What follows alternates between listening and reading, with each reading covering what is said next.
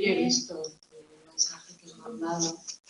En alguno de los exámenes la plantilla que he mandado estaba mal corregida. Sí, están en rojo. Sí. Yo afortunadamente. ¿Cuál tienes tú? Yo también. Ese no tiene nada en rojo. Vale. Bueno, vamos a empezar, ya está grabando. En atención vimos el tema introductorio que hablaba de cosas que vamos a hablar también todo el tiempo, y en este tema ya entramos en materia más o menos, todavía histórica, al principio un poco general, pero al final ya entramos en el tipo de investigación que vamos a ver todo el tiempo, y muchas que veremos luego más a fondo. Historia de la psicología de la atención. En nuestro esquema, tema 2 que no es libros del 0, porque hay un 0 es el 1. Y como veis, está ordenado de forma cronológica con los periodos pre y los 4 periodos de la... Empieza aquí el libro diciendo algunas cosas que os sonarán del primer capítulo, porque el capítulo 0 es un añadido al libro original. En esta pequeña introducción que pone aquí, habla también de que la atención es uno de los procesos cognitivos y dentro de ellos, probablemente veis que está aquí arriba, en el sentido de que abarca todo, dirige, modula, decide muchas veces, y que el tipo de tareas que hace es, de toda esta información que nos llega aquí, selecciona lo que vamos a trabajar, trabaja, pone esfuerzo en el trabajo y regula la conducta del output final. También hablamos de selección, de vigilancia. La vigilancia es mantener los recursos alerta durante un tiempo por algo.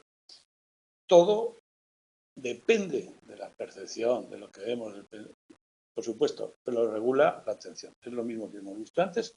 Todo el sistema cognitivo necesita los recursos que proporciona la atención. La atencional sería una especie de dirigente. Luego nos nombra a una serie de autores que han hecho estudios de cómo se ha desarrollado la psicología de la atención. Y Ribot nos dice que, bueno, ha habido una revisión de estudios, Titchener en los años, fijaos, a principios del siglo XX. Titchener nombra que en aquel tiempo como que se descubre la atención. A ver, la atención es obvio que todo el mundo en filosofía había hablado de ella, pero había hablado dentro de sistemas filosóficos completos. Entonces dicen que en la psicología, en 1900, el problema atencional es como la base de todo el sistema. Fijaos un momento, yo en el último capítulo habla de conciencia. La conciencia no sabemos lo que es. Yo siento algo, siento dolor, siento muchas cosas. Atiendo o no atiendo. Pero eso está aquí dentro. Eso es una propiedad subjetiva que yo no puedo ver en nadie más. Entonces es muy básico. Sin conciencia no hay realidad siquiera. Es muy básico, ¿no? Pues bueno, ese es el problema atencional. ¿Qué es eso que nos hace ser conscientes de lo que hay en el mundo, de nuestras propias ideas? Bueno, y Pillsbury también, de que es un proceso central, que es lo más profundo, que todo lo demás depende de ahí. La vida mental es consciente. Si no hubiera conciencia, seríamos autómatas. Entonces, la atención es un producto de la vida mental que para algo debe servir. Hay gran parte de la vida mental es inconsciente. Nosotros no somos conscientes de cómo regula nuestro cuerpo el cerebro, el corazón o cómo coordina los movimientos. Pero algunas cosas sí. Y bueno, y habla de los estudios. Esto de los estudios, que parece una cosa así como lateral, habla de Lobby, que hizo un recuento de cuántas veces se estudia la atención. Y veis que hay un aumento continuo hasta los años 30-50, que hay una bajada por por el periodo de la psicología conductista, que baja un poco eso, pero no mucho, y luego una subida continua. Bueno, pues la atención es cada vez un tema más recurrente, ¿no? En el último periodo hay menos estudios, pero porque solamente abarca un año, ¿no? 4 o 5, ¿no?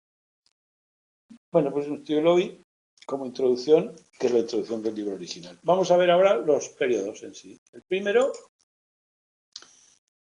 el periodo filosófico, el precientífico filosófico, como hemos adelantado, no son estudios concretos sobre la atención, sino la parte del sistema del autor que hablaba de eso. Hablan de pensamiento, de lógica, sobre todo de lo que depende de mí y lo que no depende de mí, del libre albedrío, de la voluntariedad o no voluntariedad de lo que hago, hasta qué punto controlo. ¿Os acordáis que decíamos que los griegos decían que lo que importa es, no sé, en emoción decimos la razón, bueno, pues ese tipo de cosas.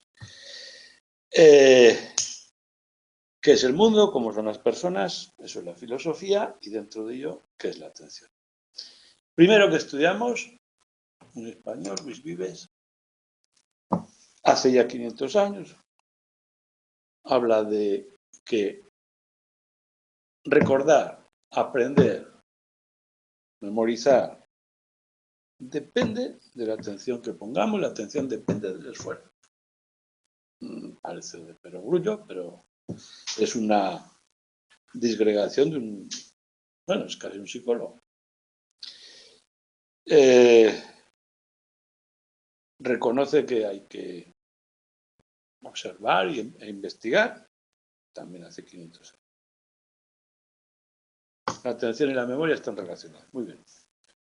Y el aprendizaje. Malebranche habla de que el mundo que vemos es una interpretación de nuestra mente. Los sentidos recogen ciertos datos, nuestro cerebro construye. Entonces, para que esa interpretación yo pueda vivir con ella, sea certera o no sea certera, pueda mantenerla de una forma coherente, requiere un esfuerzo atencional. Para Malebranche, la atención es fundamental para que las representaciones del mundo tengan su coherencia, las podamos interpretar, podamos viajar por ellas. Nunca atendemos al mundo, sino a las representaciones del mundo, y evitar que esas ideas que no tienen una base, sí tienen una base real, pero no se sostienen en la base real, la atención es requerida para sostenerlas. Mantenerlas claramente y por lo tanto la atención y la percepción serían casi lo mismo. Uno interpreta datos de los sentidos y el otro datos de las ideas, de la mente. Para que no haya confusión, sirve la atención.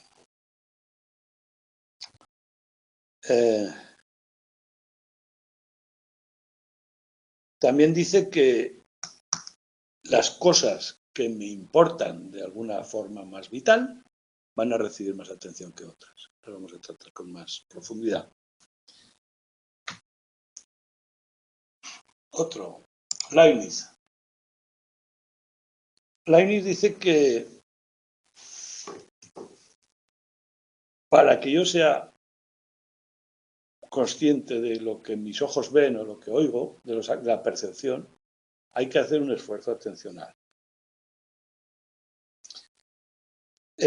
Automáticamente, lo hacemos automáticamente, en general lo hacemos automáticamente, no hace falta que me concentre, pero también hay una parte que depende de mi voluntad, la dimensión refleja y la volitiva. La parte volitiva permite que me centre en algún aspecto y no en otro, el que a mí me interese en ese momento. Dirigida y planeada. Bien. Gebhardt. Bueno, y luego cuando veáis las preguntas veis el nivel que te piden de esto, pero más o menos lo que a cada uno aporta es una idea sencilla, ¿no? En cierta medida.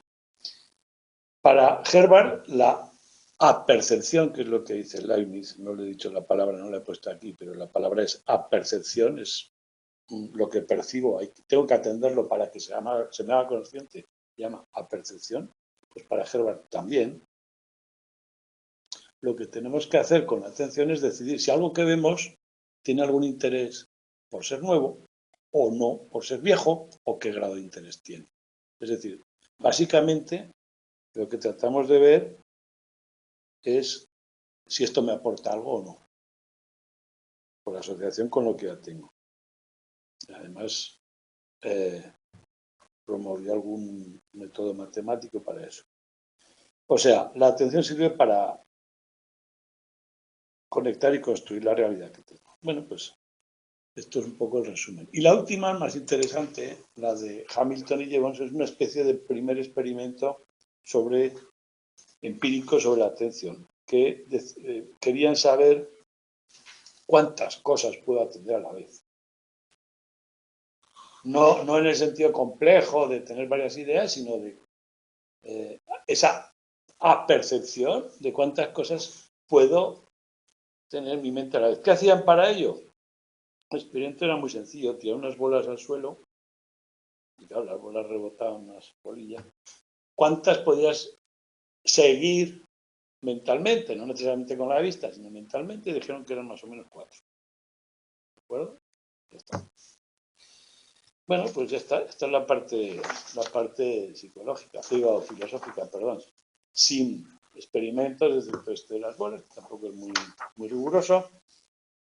Sí se dio en este periodo, o enseguida, inmediatamente, la psicofísica, que veréis en otras asignaturas, que es la medida de los procesos de la conducción nerviosa, las hipótesis de que la conducción nerviosa era eléctrica, una serie de avances, cuánto duraba la sensación de llegar aquí, eso se midió, cosas por el estilo. De ahí viene la segunda parte de esa psicofísica. Hola, gracias por ver este video. Si te ha resultado útil, por favor apoya el canal con un like, tu suscripción y un comentario. Para ver otras formas de apoyar, echa un vistazo a la descripción del video. Gracias. Que es la de Wundt. La psicofísica demuestra que se pueden estudiar procesos mentales a través de la experimentación, y Wundt es uno de los primeros que lo hace. En la historia de la psicología veréis que se le atribuye fundar el primer laboratorio experimental de psicología. Y también dice aquí en el cuadro siguiente, y lo nombra así de pasada porque es un poco, que a Wundt se le atribuye que era introspectivo, su método era analizar las ideas mediante la introspección, que es una técnica muy subjetiva, porque no tiene control objetivo.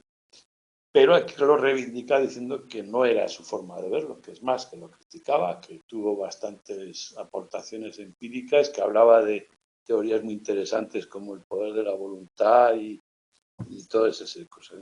Lo podéis leer y ya está. Es una especie de reivindicación de un equívoco que para ellos se ha repetido demasiadas veces. Pero la parte de la atención que nos interesa es la ecuación personal. Wundt puso una serie de... Se dio cuenta que una serie de personas que tenían que dar una señal cuando, bueno, era medir la velocidad, en qué momento pasaba un astro por el meridiano de Greenwich, tenía un telescopio y tenía una señal. Cuando pasaba por la rayita tenían que darle a un botón. Lo que vio es que cada experimentador tenía una desviación, pero propia de él, no era una desviación al azar, era propia de él.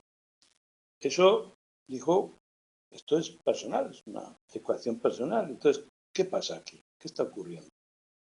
Pues que de alguna forma hay un tiempo propio para reaccionar, y ese tiempo propio para reaccionar es una de las primeras medidas de una reacción psicológica, la velocidad del proceso mental, de decidir y dar una orden y ejecutarla. Y vio que más o menos eran 100 milisegundos. Bueno, lo que es salida nula en la carrera de 100 metros. Menos de 100 milisegundos se considera que no ha habido el disparo. Es decir, Wundt, por casualidad, vio que las personas requieren un tiempo para una reacción y además es un tiempo propio de cada uno, que hay cierta variabilidad. y lo que hacía para sacar resultados más exactos, corregir esa variación sistemática que tenía cada persona. Bueno, lo importante de esto es que estamos midiendo un proceso mental muy fino, atencional, una reacción voluntaria de la atención.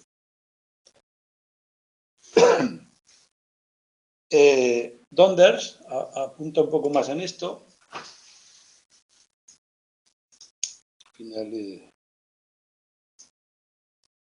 Y aquí sí que empiezan a estudiar los procesos mentales más a fondo.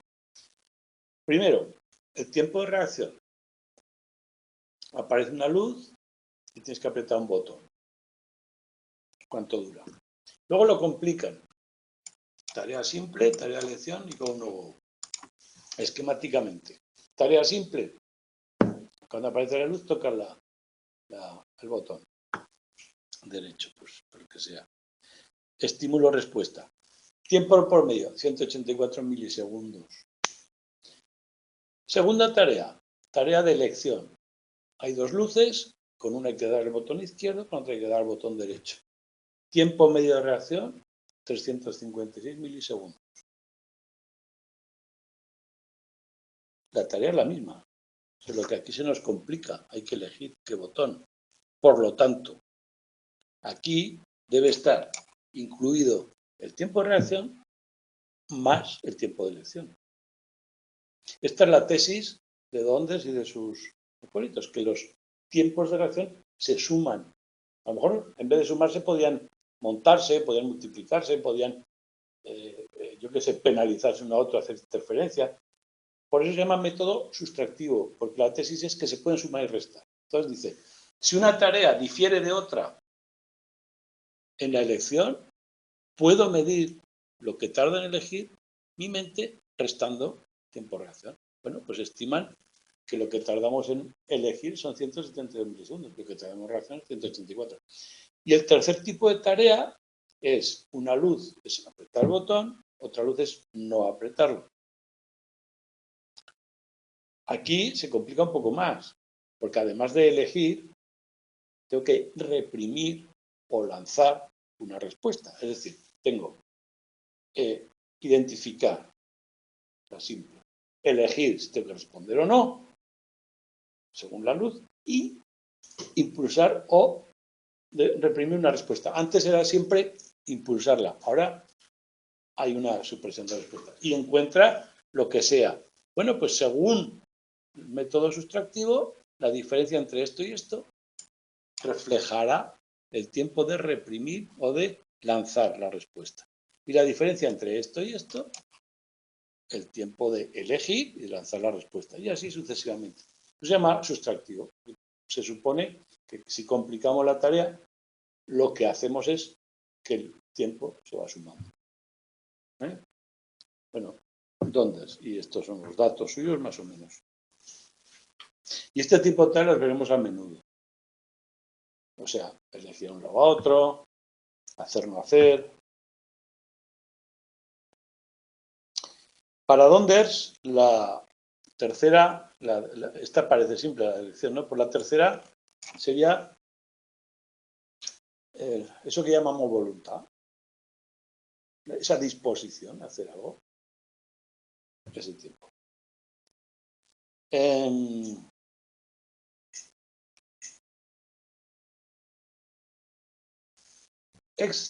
Otro autor, bueno, aquí resumo todos, ¿vale? Boone, Donders y Exner propone que hay dos tipos de disposición o de preparación para reaccionar ante un estímulo. Uno es perceptivo, otro es motor.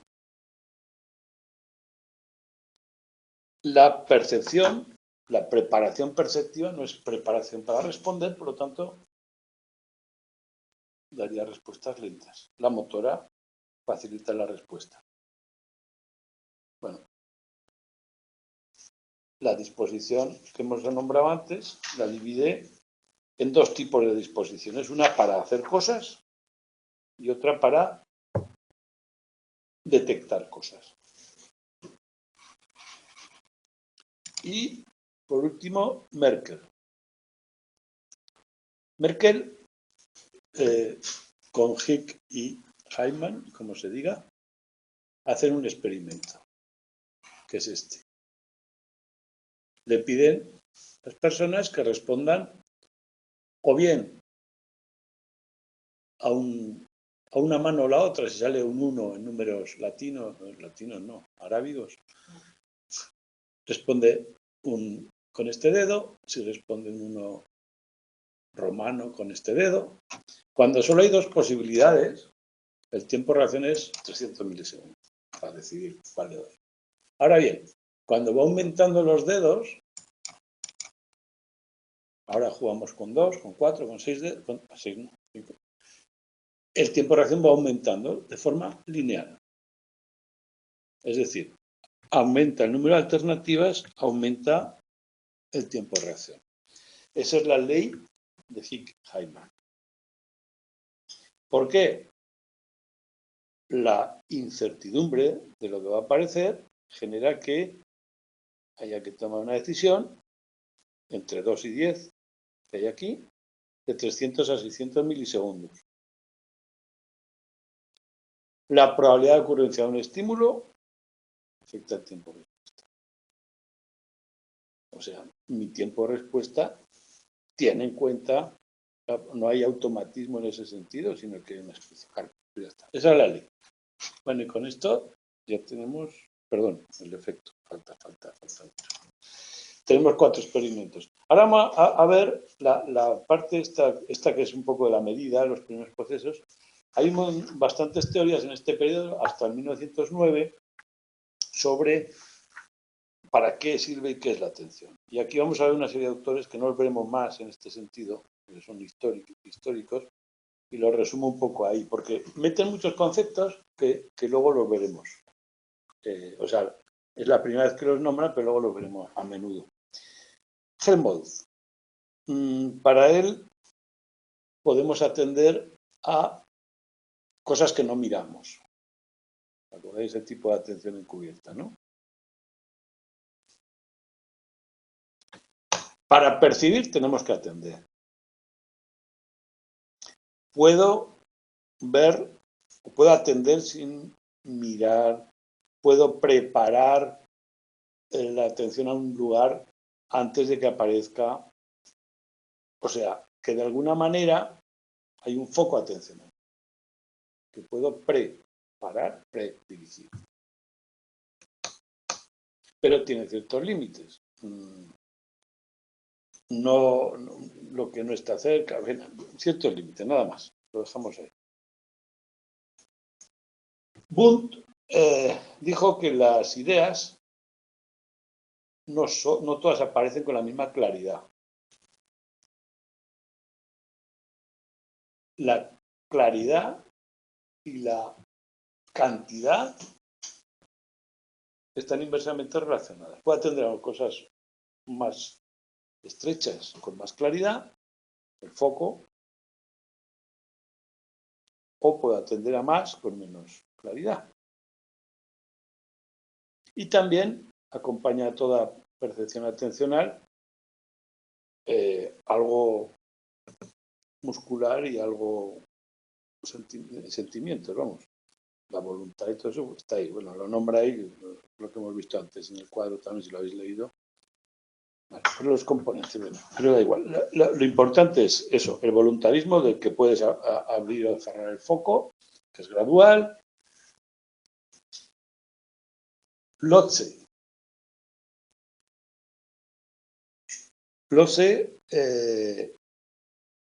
para el Lotze la atención es una luz a las ideas. No siempre tenemos la misma atención, por lo tanto, hay ideas más importantes que otras, las atendemos, las ideas automáticas, las percepciones sin importancia, comparadas con las que tienen importancia vital, las iluminamos de diferente manera. Procesos y grados. Parecido lo mismo.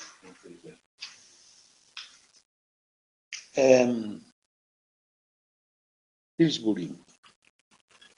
Pillsbury dice que para poder medir la atención tenemos que ver tanto la disposición de la persona como el tipo de tarea que tiene que hacer.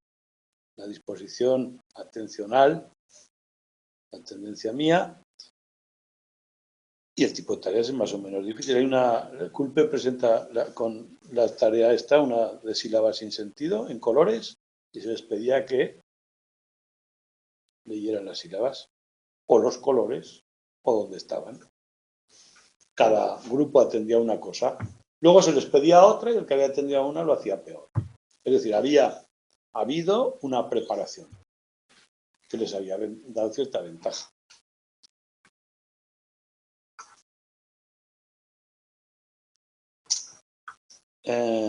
Y como puntuales. Y William James,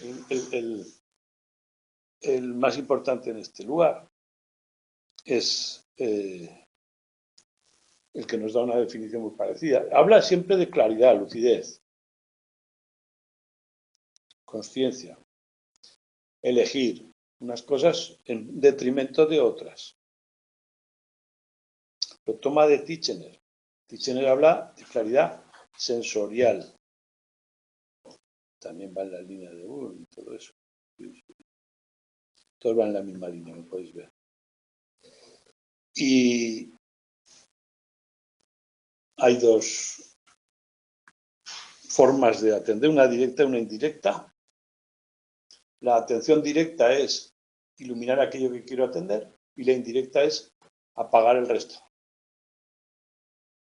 Esa discusión, la primera vez que la tuvieron, si era directa o inhibición, la quisieron probar escuchando música. Y debían oír cierta nota, cierto tono, cierto compás, no sé si era algo así, a ver si sobresalía o bien los otros, si atendiendo a un compás los otros bajaban o el otro sobresalía. Y los dos autores, cada uno dijo una cosa diferente. Encontraron resultados muy diferentes. Es un experimento muy mal hecho, muy subjetivo. Pero bueno, la pregunta no es mala. ¿Qué hacemos? ¿Destacamos lo que nos interesa o inhibimos lo que no nos interesa? Bueno, ahí está. Directa e indirecta. Es decir, nos dedicamos a excitar ciertas neuronas o desechar lo irrelevante. Bueno, la definición de William James, claridad, lucidez, mi experiencia en aquello que atiendo. Para William James era norteamericano y allí la escuela de psicología que dominaba se llamaba funcionalista. Otra forma de decir práctica, pragmática. Querían saber cómo funciona la mente, no tanto de qué estaba compuesta, sino para qué sirve, cómo lo hace. Bueno, pues en este sentido le interesaba qué hace la atención, cómo selecciona, por qué destaca unas cosas y no otras, y todo eso. La experiencia, consciencia en sí misma o la sensación subjetiva no importaba y ahí se quedó también, en una tradición. Nos resume ciertas aportaciones de William James y dice que la atención a la conciencia, selección funcionalista, y que la atención elige entre estímulos externos o ideas de mi mente. Cuando vamos conduciendo de forma automática, no atendemos mucho, estamos pensando en nuestras cosas, a eso que se lo contrario. Puede elegir entre cosas de ahora o del futuro y puede ser pasiva o puede ser con un esfuerzo grande. Exógena, endógena, que hablamos alguna vez. Bueno, esto lo dijo James. Control endógeno y control exógeno. Y lo que logra la atención es percibir, entender, distinguir, recordar tiempos de relación. Es decir, todos los demás procesos psicológicos se facilitan. Atención y percepción, por supuesto. El recuerdo y la memoria. No sé si lo he puesto aquí. Sí, percepción, memoria y acción. Y una idea importante, porque la vais a oír más de una vez, es que toda actividad de atención suele estar vinculada con una preparación o disposición para la acción hasta el punto de que preparación nerviosa, muscular, voluntarista, todo eso le llamaron acción ideomotora. Toda acción se ve antecedida por una intención atencional. Esta es la acción ideomotora. Se puede llevar a cabo o no, pero se prepara. Eso lo dijo Carpenter, pero es de todos estos autores. Ajustamos la vista, el oído, los músculos para lo que pensamos que va a ocurrir.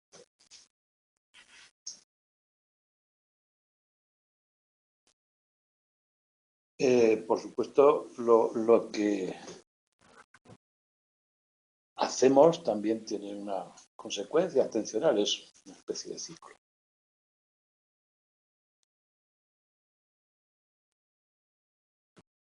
También es inconsciente en cierta medida, no necesariamente la estamos preparando con esfuerzo, sino que está ahí siempre.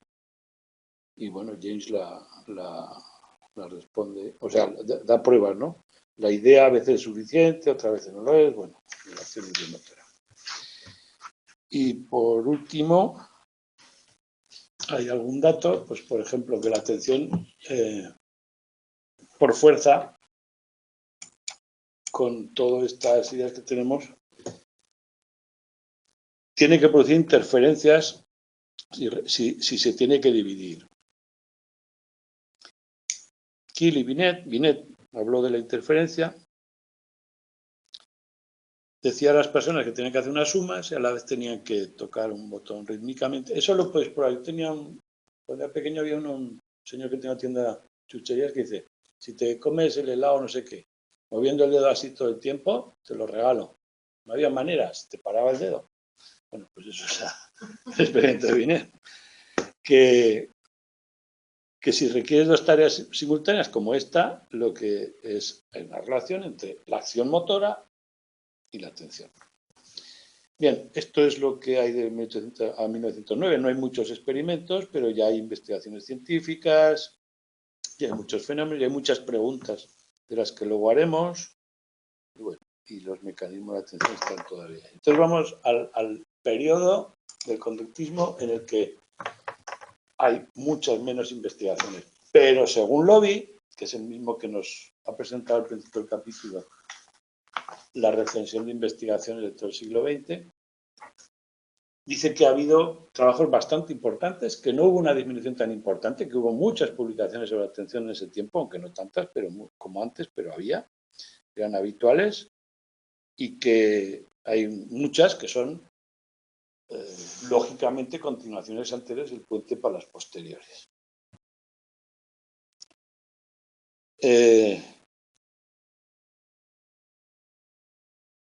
Una de las aportaciones más destacadas es la disposición mental de Hershey, que hace algunos experimentos. Hershey le daba una tarea que era sumar 6 al número que le dieran. Cuando esa tarea se alternaba con otra que era restar 3, es decir, ahora sumas 6, ahora restas 3, ahora restas 3, se perjudicaba el tiempo de reacción de la tarea de sumar 6. ¿Qué explicación tiene eso? ¿Qué diferencia hay? Cambio de tarea. El cambiar de una tarea a otra tiene un pequeño coste. Ese pequeño coste es la disposición mental que tenemos que abandonar una y subirnos a otra. Y ese pequeño coste, bueno, aquí todavía no se estudia a fondo, pero ya lo veremos luego. Hay teorías de por qué ocurre el cambio, coste por el cambio. Bueno, pues esto es de esa época. Las listas eran eso, sumar 6 o sumar 6 y restar 3. Él hablaba de una disposición mental que es un esfuerzo consciente.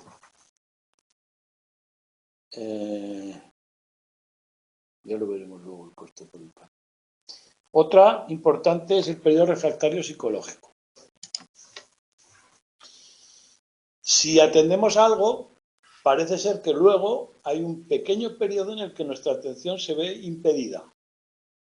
Que se llama periodo refractario psicológico, en el que las cosas se nos escaparán.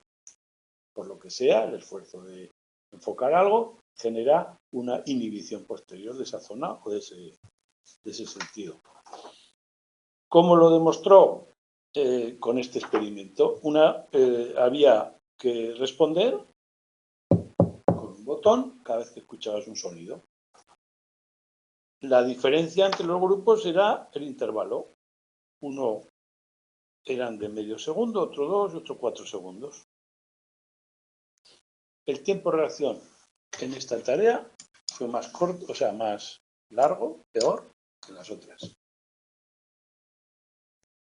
¿Por qué? Porque responder a esto penalizaba a la atención al siguiente. Porque el periodo de medio segundo estaba y lleva parte del periodo refractario psicológico, que aquí se anulaba porque es muy corto el periodo refractario. Por lo tanto, no había interferencias. Esto también lo veremos luego. Es otro trabajo que coste por el cambio, pero el refractario lo veremos en detalle. Esto es la primera vez. Y durante este periodo se inventó o se usó el efecto Stroop. ¿Habéis oído hablar de esto? El efecto Stroop es cuando en una tarea yo te pido que leas estas palabras y te tomo el tiempo. Coste de leer, tiempo de leer. Luego te digo que nombres estos colores, te tomo el tiempo. Coste de percibir. Y por último te ponen la tarea en la que te piden que nombres el color en que está impresa cada palabra. El leer no lo puedes evitar y te interfiere con el color. Esto es un efecto atencional. Hay un mecanismo automático que se pone en marcha, quieras o no, y te interfiere. Claro, es una medida o una forma de medir cuánto nos está costando, qué cosas son automáticas, qué cosas no lo son. Lo que sí sabemos es que el efecto Stroop es asimétrico. Al revés no ocurre, o casi no ocurre. Si yo tengo que nombrar, tengo que leer, el color no me influye mucho, pero viceversa sí. Parecer un proceso que está altamente automatizado, por supuesto el que no sabe leer no le afecta. El proceso que está altamente automatizado puede interferir a otro y si interfieren es que usan recursos compartidos. Bueno, pues este efecto es de este tiempo. Se ha utilizado un montón este tipo de tareas. Uno de los dos experimentos de la SPEC es de esto, solo que en vez de utilizar colores y palabras, utilizan números y te ponen 4 unos o 4 cuatros y te dicen ¿cuántos cifras hay aquí? 4 4 es fácil, dices 4, pero si en vez de 4 hay 2, tienes que decir 2, viendo un 4, es el mismo efecto. ¿Vale? Pues veremos ese efecto con números. Y no sé qué más, si algo más de esto. Bueno, que es asimétrico en el sentido de que hay un proceso que interfiere en el otro y lo que se suele hacer con esto es, bueno, hay un test que es para medir la capacidad de inhibir o de esforzarte atencionalmente, que es ver las diferencias de cada uno, en qué medida tú puedes anular, o sea, lo que te cueste aquí, lo que te cueste a ti, se supone que el máximo que te costaría es sumar estos dos tiempos, ¿no? Si leer te cuesta 100 milisegundos y nombrar rojo que otros 100, lo peor que te puede pasar aquí para decir rojo es 100 más 100, leer y tal. En la medida que logres inhibir la lectura, irás bajando de 200. Y si lo haces perfectamente, te da lo mismo decir aquí rojo que decir aquí rojo, que es casi muy difícil que ocurra. Pero ahí está. Bueno, pues eso se utiliza un montón de test, sobre todo para medir la atención también. Bien, y con esto llegamos al periodo ya, al último, al penúltimo, perdón. Aquí ya, digo el último porque aquí ya estamos corriente del procesamiento de la información, es decir, la psicología cognitiva más moderna.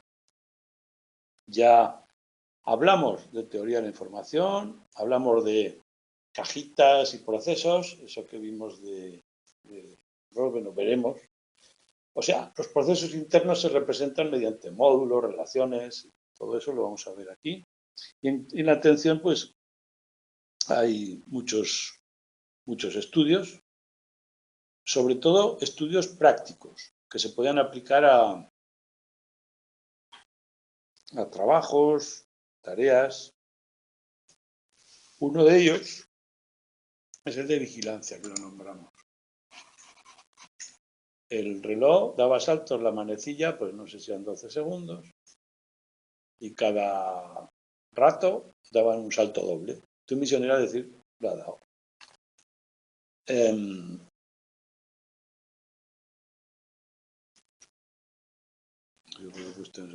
La cuestión es que, ya lo vimos el dato, lo apuntamos por ahí. La atención durante 30 minutos no va mal, los 30 minutos había un decremento brusco. Mackworth. Otro efecto es el efecto cóctel o party, cóctel party, de Cherry. Lo que hace es darte dos informaciones y pedirte que ignores una y que atiendas a la otra. Atenderla le obligaba diciéndole que la diga, que la repita, le llaman sombrear. Es decir, lo que oigas por aquí tú lo repites, lo otro lo ignoras. ¿En qué medida el ignorar la información la borra realmente? ¿En qué medida la atención puede hacer eso, ¿no? Esto se llama escucha dicótica. Y en principio los sujetos eran bastante buenos en no enterarse de nada del canal no atendido, incluso aunque les cambiaran de idioma, decían frases en otro idioma, no había problemas. Pero si cambiaba la voz, alguna característica física sí que la detectaron. Y luego ya veremos en experimentos posteriores que digan tu nombre también te afecta. O sea, que no se ignora del todo. Pero bueno, es el tipo de experimentos que se hicieron en esta época. Y Broadbent, tomando este ejemplo, ya lo hemos nombrado ya, hizo uno de escucha dicótica en la que daba 6 números, pero los tres pares en un lado en vez de seguidos, y pedía que la persona, aquí no era escucha de ignorancia, sino al revés, tenía que repetirlo todo, atender a todo. ¿Qué decían las personas cuando daban la respuesta? Primero los de un oído y luego los de otro. En vez de 1, 2, 3, 4, 5, 6, digamos que la división de la información era física. Por lo tanto, Broadbent dijo, la información, lo primero pasa por un filtro físico. Y de ahí viene la teoría del filtro de Broadbent, que dice que hay un filtro temprano. Si es físico, es temprano, todavía no hemos procesado los números, no los hemos puesto en orden, simplemente lo que ha llegado por aquí primero, lo que ha llegado por allá segundo, sin analizarlo más. Entonces ahí propone la teoría del filtro. La teoría del filtro es que hay un sistema que deja pasar la información que nos va a interesar de todo el flujo de información que llega al sistema sensorial, la que interesa según la tarea o según determinados criterios, porque después hay una limitación en la capacidad de procesar. Y como el filtro actúa sobre la información sensorial muy pronto, es decir, todavía no se ha analizado nada categorialmente, se llama filtro temprano. Y este modelo de teoría del filtro, ese filtro es preatencional, también temprano, y se basará en una serie de características, por ejemplo, colores, posiciones, y lo que no pasa al filtro se pierde. No pasa a procesamientos posteriores. Esta teoría o este modelo empezó a tener problemas enseguida porque había ciertas informaciones o ciertas condiciones en las que la información sí pasaba. Y esto lo veremos luego más en detalle, pero Treisman dijo que no valía el filtro temprano, sino que había que proponer un filtro atenuado.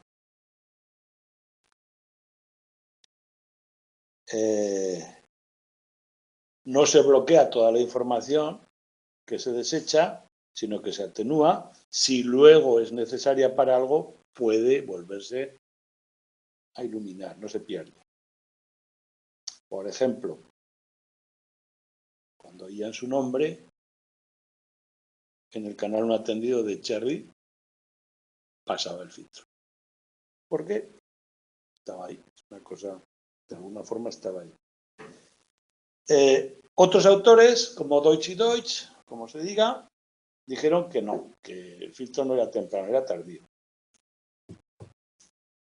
Que la selección ya se hacía con información categorial mucho más tarde. Bueno, ahí había una discusión teórica y bueno, probablemente todavía no hay una decisión empírica, pero probablemente la visión atenuada, la intermedia, es la que más pruebas a favor. Bien. Luego, en los años 70 empezaron a utilizarse más tareas visuales que auditivas en la atención. Aquí lo que importaba era también en gran parte ver cómo la atención es un recurso limitado y cómo administramos ese recurso limitado, cómo decidimos dónde ponerla. Kahneman, lo veremos en detalle esto, no hace falta que no decir mucho, tiene la POC, la curva POC, que es cuando tienes que hacer dos tareas, una te definen que es la primaria, la más importante, y la otra la secundaria, tú decides cómo te centras en ellas, tareas que exigen cierto nivel de atención, y bueno, hay el POC es la curva característica de cuánto tiempo dedicas a una a otra en función de la dificultad, en función de la prioridad, que depende de cuestiones de estrategias personales. Bueno, pues esto es este periodo. Y para él, o sea, el concepto que estamos importante es ese de que la atención depende de unos recursos que para Kahneman eran los mismos para cualquier actividad atencional. Es un recurso unitario.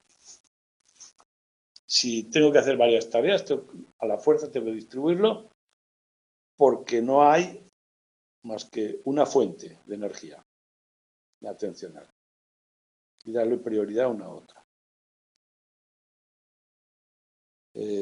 Bueno, y luego hay una serie de estudios en esta época en los que podemos poner ya electrodos potenciales evocados y lo que hacemos era ver qué ocurre cuando te presento un estímulo cuando estás haciendo una tarea. Eso también empieza en ese momento. Y el último periodo, de 75 a la actualidad, aquí ya el fenómeno atencional es muy importante. Lo que ocurre es que se discute eso de que la atención dependa de un recurso unitario, que toda la energía necesaria para cualquier proceso atencional venga al mismo saco, porque se empieza a ver que podemos hacer varias tareas a la vez si dependen de diferentes sentidos sin ningún problema. Entonces aparecen los primeros modelos de recursos múltiples.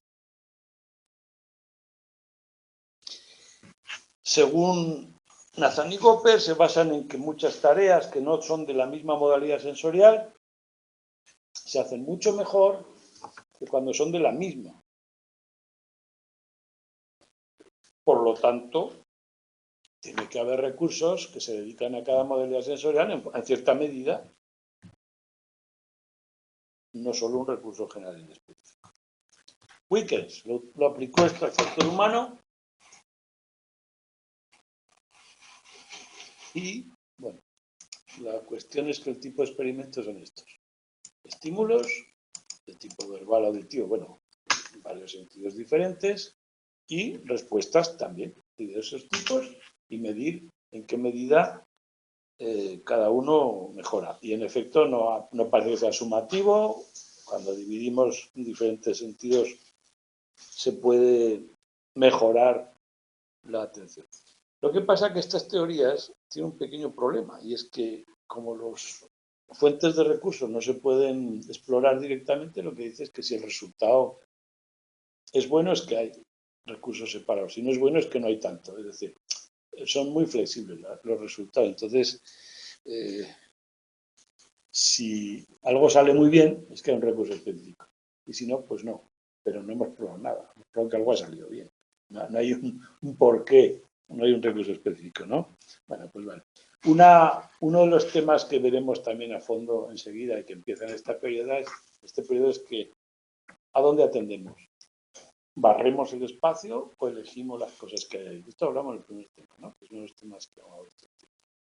Para Posner atendemos al espacio, barremos el espacio. Para otros autores atendemos a los objetos que sobresalen o que construimos en cada situación estimular.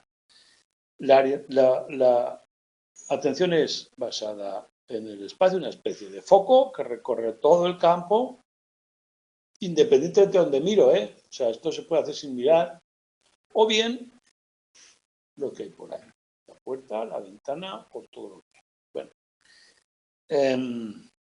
la atención sería la analogía del foco que vimos, una zona bien iluminada que se va difuminando poco a poco a medida que nos alejamos.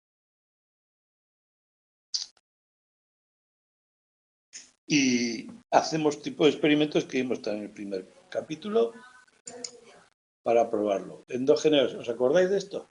Señal endógena, una señal que yo debo interpretar. Una mera flecha, debo interpretarla. La flecha es arbitraria, no tiene señalada porque hemos quedado que señala así. Entonces, eso se llama endógena porque requiere pasar por mi consciencia para decidir dónde miro. Y esta señal, que simplemente ilumina uno de los lados, aparece una señal, no requiere una interpretación exógena. Cuando las señales, os acordáis, eran válidas, cuando eran inválidas, tenían una consecuencia u otra. Bueno, pues el efecto de una señal exógena beneficia a la percepción, o sea, a la atención, la enfoca muy bien, pero dura muy poco ese beneficio. Se disipa enseguida. Esta señal, cuando aparece, estás un tiempo ahí. Tarda un poco más en aparecer, ya no hay ventaja. La endógena, tardas un poco más en centrar la atención, pero el efecto es más duradero. ¿Es lógico o no? Sí, ¿no? A ver si se va, se va. Bien, esto es las teorías que se dedican a la metáfora del foco que ilumina o bien los objetos, el espacio, esta es del espacio.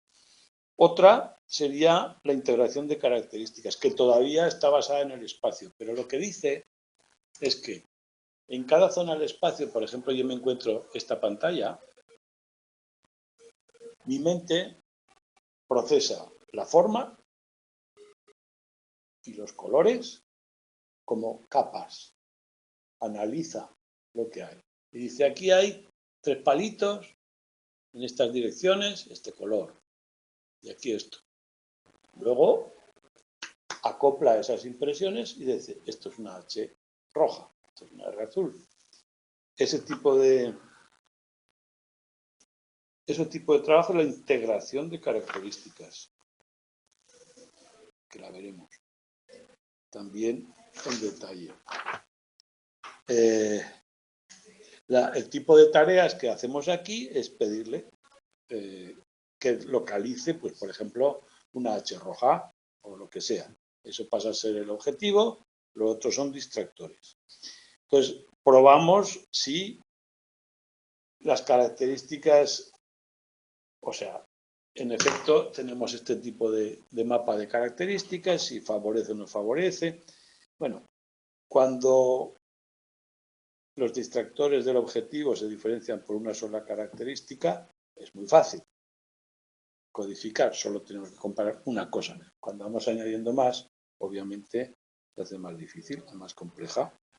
La atención se tiene que focalizar, para integrar las características, color, forma y todo eso, es cuando viene la atención. O sea, el análisis en capa sería una atención primaria automática y luego cuando ya decido en qué zona tengo que focalizar la atención para poderlas integrar. Bueno, pues, según cuántas cosas haya que tener en cuenta para decidir, si hay más características, pues aquí viene el color y la forma, el color y la letra, pues más distractores peor.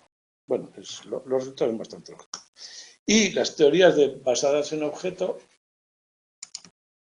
cuando se supone que yo construyo la realidad, primero lo que hace mi mente es detectar los objetos y automáticamente asignarles o bien el objeto en sí le asigna un espacio de atención, o bien dividimos el lugar en función de los objetos, igual que se supone que las masas, como dice Einstein, deforman el espacio-tiempo, pues igual, el espacio perceptivo queda formado por los objetos. Por supuesto, objetos subjetivos.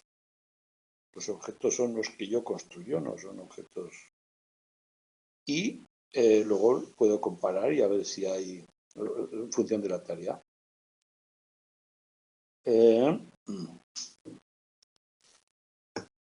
En los estudios de priming, otro tipo de estudios de este periodo para... El priming es la facilitación que la aparición, aunque sea inconsciente, de un estímulo, la facilitación que da para detectarlo posteriormente. Por ejemplo, si yo hago una presentación de una R subliminal fuera de consciencia y pido que identifique una R roja, hay un priming positivo. Hay una mejora del tiempo de reacción si antes he presentado el prime, el previo, no sé cómo se diría en castellano. El prof o la prueba después. Bueno, esto también lo veremos en detalle, pero hay un priming positivo y hay uno negativo, en el que le pongo un estímulo que hay que ignorar, por ejemplo, aquí no sé si es la H, no sé si el ejemplo, sí, la H hay que ignorarla, y luego en el siguiente ensayo la H hay que detectarla. Entonces, el hecho de haberla ignorado antes genera un coste a la hora de identificarla, luego es un priming negativo. Cuidado que estamos hablando todo el rato de procesos inconscientes, no lo está viendo, ¿no? Si yo he inhibido la H, en el siguiente ensayo habrá un efecto de priming negativo. La respuesta será más lenta. Claro, aquí estamos en esa pregunta de antes. ¿Qué hacemos? ¿Inhibimos o esto sirve para probar este tipo de cosas? Y también, no sé si es ahora ya, lo último, no queda nada, es la selección para la acción. Esto que hemos nombrado antes de la acción ideomotora, de que hacer algo va unido a la atención, lo toman algunos autores y dicen que tenemos que coordinar lo que atendemos con lo que hacemos. Nuestra vida no es atender a secas, sino siempre suele haber una acción, aunque sea una orientación, y que la selección de qué atendemos para la acción suele ser estratégica. Hablan de la EPIC, que es el proceso con el que decidimos a qué atendemos y qué no. Y bueno, también al final nombra que hay mucha información cada vez más de medidas neurológicas, positrones, resonancia magnética, que nos ayuden a ver todo esto. Y bueno, el último punto habla un poco de la actualidad, que es los temas que ahora mismo vamos a ver a continuación. Así que con esto dejamos aquí. El próximo día entraremos el procesamiento de la información ya actual, que muchas de las cosas son las que hemos introducido ya, pero ahora a fondo. Atender.